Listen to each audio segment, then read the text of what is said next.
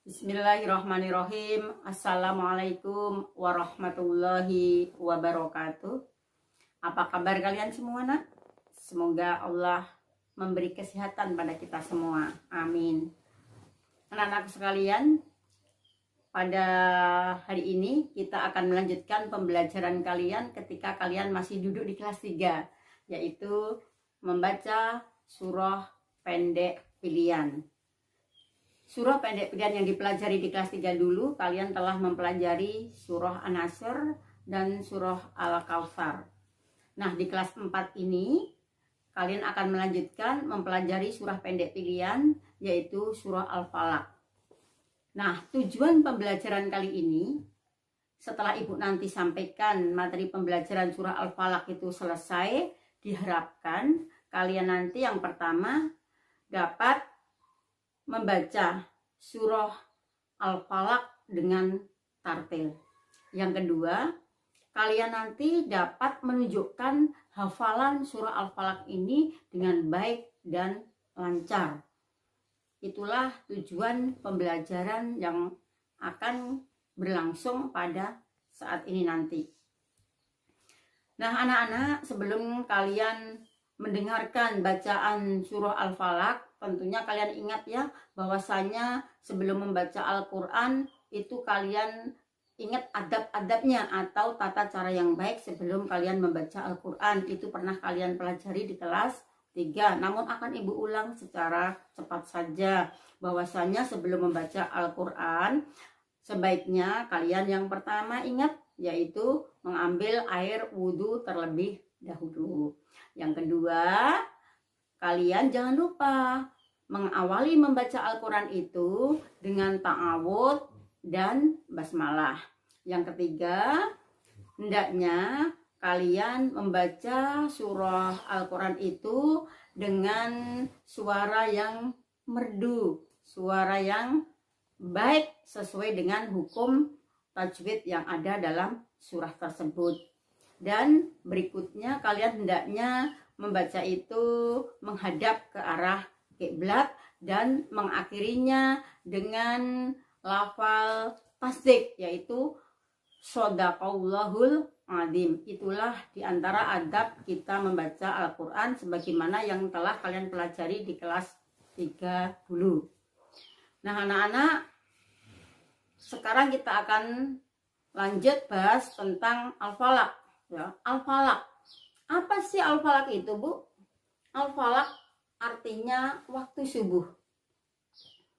Surah Al-Falaq ini diturunkan Allah di kota Mekah. Maka surah Al-Falaq ini digolongkan surah Makkiyah. Apa sebabnya? Karena surah Al-Falaq ini diturunkan sebelum Rasulullah hijrah ke kota Madinah.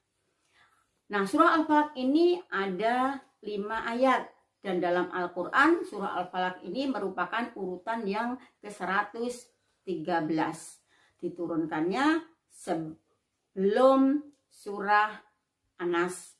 Nah, surah Al-Falaq dan surah An-Nas ini disebut sebagai surah Al-Mu'awwidhatain, artinya 2 surah perlindungan. Karena 2 surah ini sama-sama memohon perlindungan kepada Allah. Anak-anak, ini ada video tentang surah Al-Falaq. Ibu harap kalian bisa perhatikan dengan baik. Bismillahirrahmanirrahim. Dengan nama Allah yang Maha Pengasih lagi Maha Penyayang. Qul a'udzu birabbil falaq. Katakanlah, aku berlindung kepada Tuhan yang menguasai subuh. Min syarri ma khalaq. Dari kejahatan makhluk yang Dia ciptakan. Wa min syarri ghasiqin idza waqab. Dan dari kejahatan malam apabila telah gelap gulita. Wa min syarrin naffatsati fil 'uqad. Dan dari kejahatan perempuan-perempuan penyihir yang meniup pada buhul-buhul talinya. ومن شر حاسد إذا حسد. Dan dari kejahatan orang yang dengki apabila dia dengki. Nah, anak-anakku, bagaimana? Kalian sudah perhatikan tadi atau simak kalian dengan baik sudah bacaannya? Nah, tadi kalian sudah menemukan beberapa hukum bacaan tajwid yang terdapat dalam surah Al-Falaq kan? Nah, coba apa di antaranya? Di antaranya yang pertama ada bacaan mat, ada bacaan ikhfa, ada hukum bacaan alif lam qamariyah, ada hukum bacaan qalqalah. Nah, yang terbanyak dalam surah Al-Falaq itu adalah hukum bacaan qalqalah. Maka kita hanya akan mempelajari dua hukum bacaan ini, yaitu hukum qalqalah sughra dan qalqalah kubro. Sebelum kita berlanjut masalah qalqalah, sekarang kalian siapa yang tahu apa itu arti qalqalah? Nah, qalqalah artinya membal ataupun memantul. Qalqalah sendiri tadi dibagi menjadi dua, yaitu qalqalah sughra dan qalqalah kubro. Apa itu qalqalah sughra? Qalqalah sughra itu qalqalah kecil, yaitu jika mana ada huruf qalqalah bertanda baca sukun asli, maka harus dibaca qalqalah sughra. Biasanya letaknya ada di tengah kata. Sedangkan kalau qalqalah kubro atau qalqalah besar, itu apabila ada huruf-huruf qalqalah itu bertanda baca bukan sukun asli, ya, bisa fatkatain, bisa kasrotain, ya, bisa domatain. Biasanya itu letaknya ada di akhir kalimat. Contohnya dalam surah Al-Falaq tadi di ayat pertama kalian tadi dengarkan, di situ berbunyi Qul a'udzu birabbil falaq. Nah, terus itu tertulis bukan falak, bukan sukun ya nak ya. Di situ falaki. Di situ falaki. Nah, namun karena diwakafkan maka menjadi qalqalah kubro, menjadi mantulnya itu besar, membalnya itu besar, menjadi holak. Holak.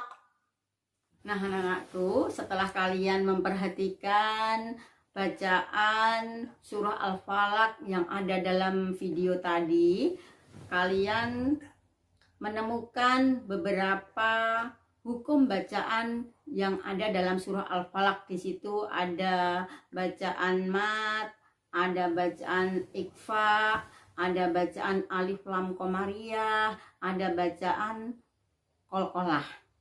Namun yang paling banyak di situ terdapat hukum bacaan qalqalah, dan itu yang akan kita pelajari. Sebelumnya kalian harus tahu apa sih qalqalah itu. Qalqalah itu artinya membal ataupun memantul. Huruf qalqalah ada 5, di antaranya adalah qaf, ta, ba, jim, dal. Qalqalah itu dibagi menjadi 2 nak, 1 qalqalah sughra, 2 qalqalah kubro. Apa itu qalqalah sughra? Qalqalah sughra atau qalqalah kecil apabila ada huruf qalqalah bertanda baca sukun asli kayak pentol, ya bulat kayak pentol. Nah, itu berarti harus dibaca qalqalah namun tidak tebal atau tipis saja. Biasanya letaknya ada di tengah kata. Sedangkan kalau qalqalah kubro atau qalqalah besar itu adalah huruf-huruf qalqalah yang tidak bertanda baca sukun asli, tapi tanda bacanya biasanya ada fatkatain, bisa kasrotain, bisa kasroh, ya, bisa domah dan seterusnya. Nah, apabila ada huruf-huruf qalqalah yang bertanda baca fatkah, kasroh, domah, atau fatkatain, kasrotain, atau domatain di akhir kalimat, maka hukum bacaannya adalah qalqalah kubro, yaitu membacanya harus dibaca tebal, mantulnya harus lebih kuat. Contohnya dalam surah Al-Falaq, di situ ada kata Al-Falaki pada ayat 1 ya. Al-Falaki itu diwakafkan ya menjadi falak. Nah, di ayat yang kedua pada kata kholako kita wakafkan menjadi kholak.